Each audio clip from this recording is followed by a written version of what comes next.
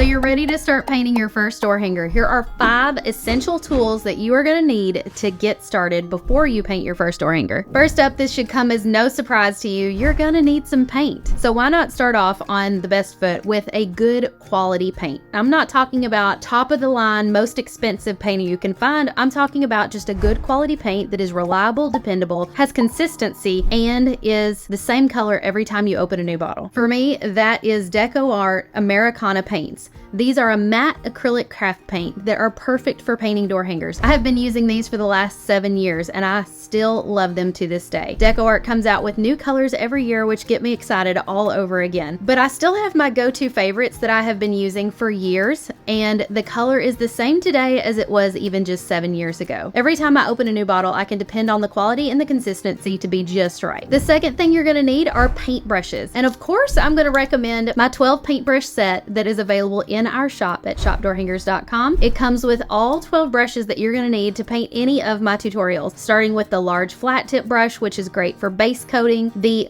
filbert tip brushes, which are great for doing round things like polka dots, flower petals, and even the round tip brushes, which are great for detail work. And of course, I had to include a fan brush for splatter paint. All of these brushes can be found in a cute little packet that comes with this adorable little bag for travel. You can just drop your brushes in, cinch up the bag, and keep them safe and ready for your next painting event. Of course, you can pick up paintbrushes anywhere you like, whether it's your local craft store like Michael's, Hobby Lobby, even Walmart has paintbrushes. I'm just gonna recommend that you choose some that have nylon bristles that are nice and flexible, and you take good care of them. I even have a video right here on my YouTube channel showing you how best to take care of your brushes. So whether you have my brushes or some brushes from the Walmart, take care of your brushes. They will take care of you. Third item on the list, and this may seem like an odd one, is baby wipes. I just get the non-scented cheap baby wipes from Walmart or Sam's Club. These are amazing to have, not only to clean paint off your hands, which I obviously need to do today, or to clean paint off your desk, or if you drop your paintbrush on your project or make a mistake and you just don't like the way that polka dot looks that you just painted. You can wipe it up with a baby wipe and start fresh. Baby wipes are a must-have in your craft stash. The fourth thing that I'm going to recommend is a great set of paint pens. There are lots of different paint pens out there on the market. You just need to make sure you get some that are water-based for painting on top of craft paints. And if you're having a hard time deciding what colors to get or what size of brushes to get, I'm going to recommend you start with this pack right here. It is from Artistro.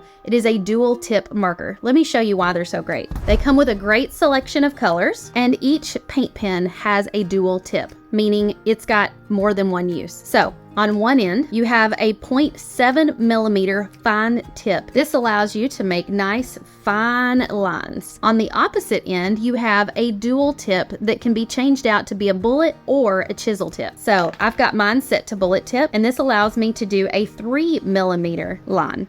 Great for doing lettering and fine details on your projects. And then to change it out for that chisel tip, you just pull this out, flip it around, and put it back in.